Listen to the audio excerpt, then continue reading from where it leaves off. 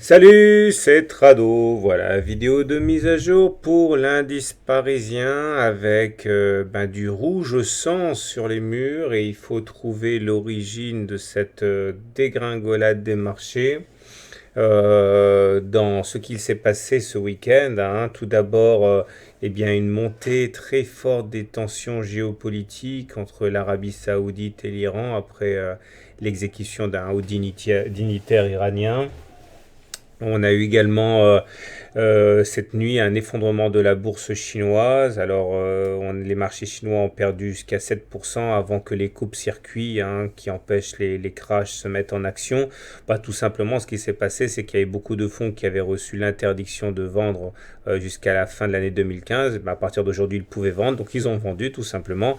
Et ça faisait suite à un indice de l'activité manufacturière très très mauvais. Donc c'est pas non plus fortuit. Alors, mauvaise statistique aussi du côté des États-Unis avec un recul de l'activité et le rebond du pétrole qui a pour un temps joué, et bien finalement a fait le long feu et le pétrole a terminé. Enfin, non, ça se joue maintenant, mais bon, il a grignoté complètement la hausse à laquelle il a été la hausse à laquelle il a été soumis en début de séance. Donc pour l'instant, tout est rouge et ça nous donne une très vilaine séance qui ressemble à ceci. Alors beaucoup de choses à dire. Tout d'abord, du plus évident au plus compliqué. Comme vous pouvez le voir maintenant, on est vraiment bien sous le nuage avec la lagging span qui confirme, c'est-à-dire qu'elle est en dessous du nuage aussi, donc pas de doute. Au regard du système Ishimoku, on est en tendance baissière. On est en tendance baissière également parce que on a ouvert un gap ici, regardez. Alors c'est très intéressant ce gap qu'on a ouvert parce qu'il n'est pas intervenu à n'importe quel moment.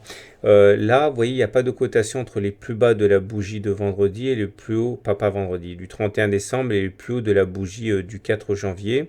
Donc ça s'appelle un gap. Alors la nature de ce gap est vraiment essentielle. Il semblerait qu'il s'agisse d'un gap de rupture parce que la tendance était haussière ou alors éventuellement plate. Et puis on change là puisqu'on bascule en tendance baissière. Donc ça a l'air d'être un gap de rupture à la baisse. Donc ça veut dire que c'est un gap qui est fait pour montrer qu'il va se passer quelque chose. Maintenant, il faut comprendre également autre chose. C'est que c'est compliqué parce que juste avant, il y a eu un autre gap ici, vous voyez. Et on avait parlé du fait que ce gap était important. Et regardez, si on ajoute ce gap et qu'on considère les bougies qu'il y a au-dessus, ça s'appelle un îlot de renversement ou un îlot de retournement. C'est-à-dire que vous avez un groupe de bougies qui va être séparé de part et d'autre par un gap. Et ça, c'est vraiment un annonciateur d'une forte baisse. Alors maintenant, à une différence près, c'est que normalement, ce genre de configuration d'îlot de retournement se produit en fin de période de hausse. Et ça montre l'essoufflement. Et là, cette bougie-là m'embête un petit peu parce que c'est pas ce qui se passe généralement. Généralement, la figure de retournement d'îlot de renversement se retrouve tout en haut. Et là, elle est en dessous de cette bougie-là. Donc, c'est pas non plus une situation très très pure. C'est embêtant parce que ça aurait été intéressant, mais bon, c'est pas, ça peut pas être bon de toute manière cette histoire. À cela, on peut ajouter le fait que, cette oblique verte a été cassée. Et si on ajoute l'oblique ascendante à cette oblique descendante, on est en fait dans une situation de triangle symétrique. Et l'avantage du triangle symétrique, c'est que ça nous donne des objectifs.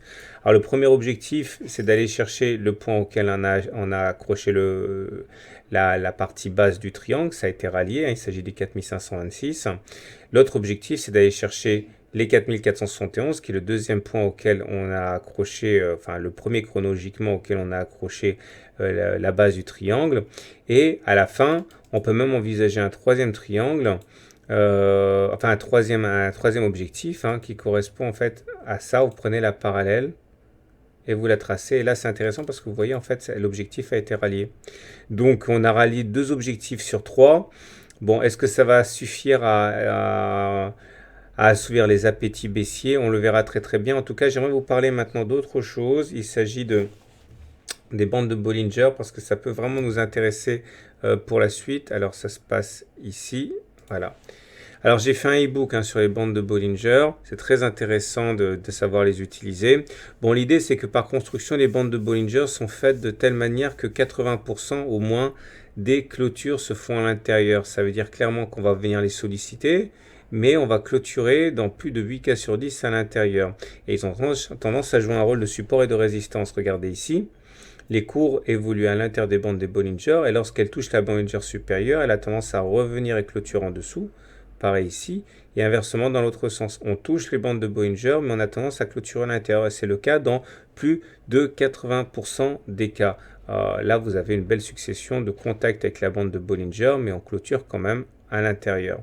Alors, c'est pas toujours le cas. Là, par exemple, on clôture bien à l'extérieur, mais c'est franchement pas le cas le plus typique. Alors, si on revient à notre graphe, vous allez remarquer que on a justement, une fois de plus, validé cette idée en venant faire contact avec la Bollinger inférieure, mais en clôturant à l'intérieur. Sachez-le, hein, si demain on revient faire un contact sur la Bollinger inférieure, dans plus de 8 cas sur 10, on clôture à l'intérieur des Bollinger. À cela, on peut ajouter encore plein de choses, notamment au niveau des indicateurs techniques. Alors, je ne vous parlerai pas du RSI. Bon, un petit retour des volumes à la hausse. Bon, ça, c'est normal. On voit que le CCI envoie un signal négatif puisqu'il est en dessous de moins 100. Il est dans sa zone de survente. C'est pas bon. Et le momentum qui bascule négatif, c'est pas bon non plus. Maintenant, le MACD, lui, envoie un signal intéressant parce qu'il indique une divergence haussière. Vous voyez, on a fait un plus bas sur les cours, entre là et là. Bon, on n'a pas fait de plus bas sur le même laps de temps sur le MACD. Ça montre que la baisse est peut-être un peu trop rapide. Donc, qu'est-ce qu'il faut retenir de tout ça? À titre personnel, j'ai du mal à croire qu'on puisse aller plus bas dans l'immédiat. Alors, il faut bien comprendre que la tendance est devenue baissière. Hein, on est sous le nuage, etc., etc. Mais du fait qu'on a ici ce bas de canal vert nouvellement constitué et qu'on a la Bollinger inférieure qui est en support, moi je pense que demain on devrait avoir une séance de répit, mais attention, je parle bien de séance de répit en ce sens que la tendance maintenant est devenue baissière. Donc attention, une séance de répit, ça ne veut pas dire qu'il faut acheter, ça veut dire simplement que ça devrait se calmer un petit peu, mais j'insiste lourdement pour la troisième fois, la tendance est devenue baissière. Donc ne vous précipitez pas pour acheter non plus, à moins que ce soit en plusieurs lots. Hein, quand on perd 2,5% d'un coup comme ça, quand il reste encore des objectifs à atteindre à la baisse, regardez, on a notamment ici cet oblique-là, il ne faut pas non plus brûler les étapes. Hein. Donc pour moi, c'est accalmie demain, mais on jugera sur pièce plus tard. Voilà, maintenant j'aimerais vous parler un petit peu de Oplata qui m'a été demandé de très nombreuses fois et qui vient enfin de franchir la barre des 20 demandes et que voilà.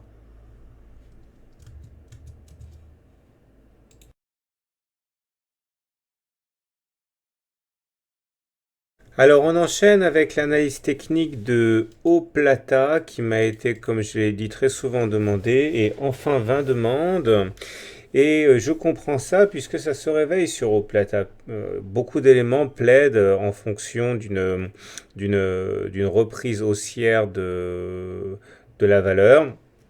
Alors, ce qu'il faut d'abord préciser, je le dis toujours maintenant systématiquement, attention, il s'agit que d'une analyse technique, ce sont les fondamentaux qui doivent en premier lieu vous faire décider de l'orientation de votre trade, hein, à l'achat ou alors au contraire à la vente. L'analyse technique ne sert qu'à trouver des points d'entrée et de sortie pertinents. Hein.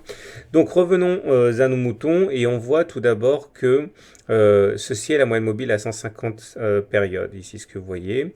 Et vous voyez que là, on est au-dessus maintenant de cette moyenne mobile à 150 périodes qui était un juge de paix intéressant puisque vous voyez que généralement, quand on est au-dessus, eh bien, on a des impulsions haussières assez fréquentes.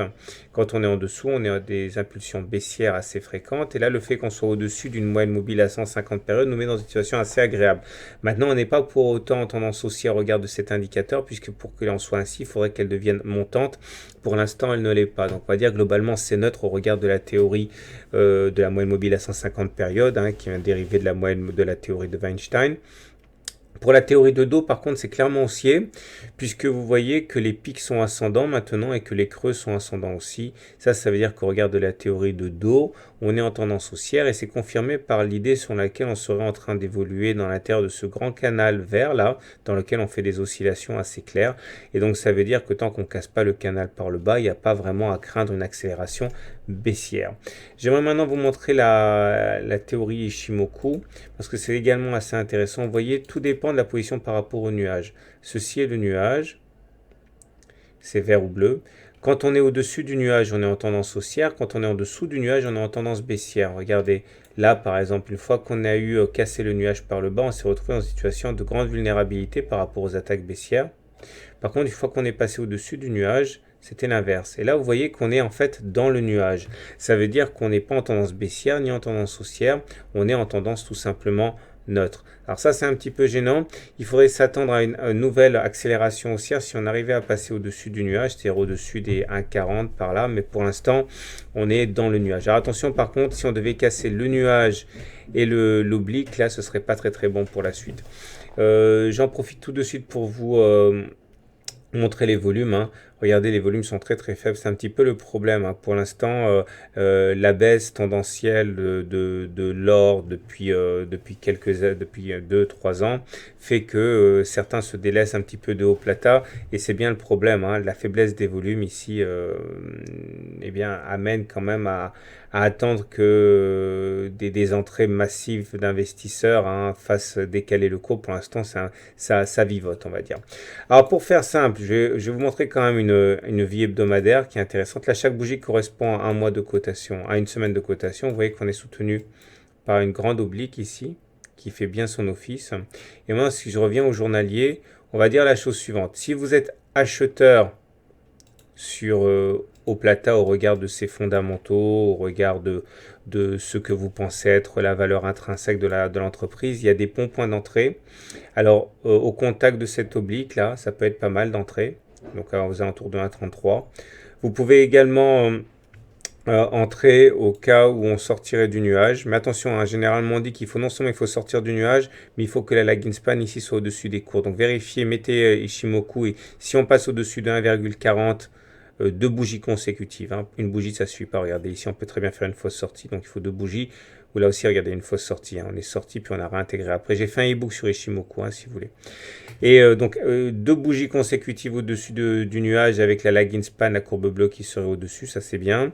Ça sera un autre bon point d'entrée intéressant. Maintenant, si vous êtes baissier au plata au regard de ses fondamentaux, vous avez un bon point de vente, au cas où on arriverait au contact des 1,6, puisque vous voyez qu'on a du mal à casser cette zone.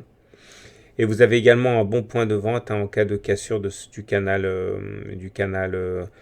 vert aux alentours de 1,33. Maintenant, vraiment pour ceux qui veulent se mettre en condition de moyen long terme, avec une vision de moyen long terme, nous sommes dans un canal. La théorie dit que si on casse un canal, il faut prendre la hauteur que l'on reportera soit au-dessus, soit au-dessous, selon que l'on casse au-dessus ou au-dessus. Ça veut dire que si on devait casser par le bas, eh bien, on risquerait d'aller chercher les 1,15. Par contre, si on casse par le haut, la règle veut que l'on aille chercher en général la hauteur du canal reporté au-dessus du point de cassure. Ça voudrait dire aller chercher les 1,9. Alors, vérifiez bien tout ça. Vérifiez que ce soit compatible avec la valeur intrinsèque de la valeur, avec la valeur d'eau plata. Voilà, je vous souhaite une bonne soirée, je vous souhaite de bons trades. Si vous découvrez mon travail, sachez que vous pouvez obtenir un livre d'initiation à l'analyse technique, je vous l'offre. C'est un livre complet avec une vidéo de 30 minutes, avec un fascicule d'exercices corrigés. Tout ça, c'est gratuit.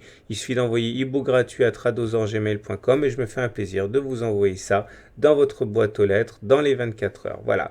À très bientôt et n'hésitez pas à me faire vos demandes. Je les traite toujours dès qu'on arrive à 20 demandes.